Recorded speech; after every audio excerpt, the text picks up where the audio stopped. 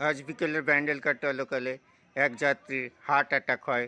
তাকে সঙ্গে সঙ্গে অম্বিকা কালনা রেল স্টেশনে নামিয়ে নেওয়া হয় এবং জিআরপি সহায়তায় তাকে কালনা হাসপাতালে চিকিৎসার জন্য পাঠানো হয়েছে।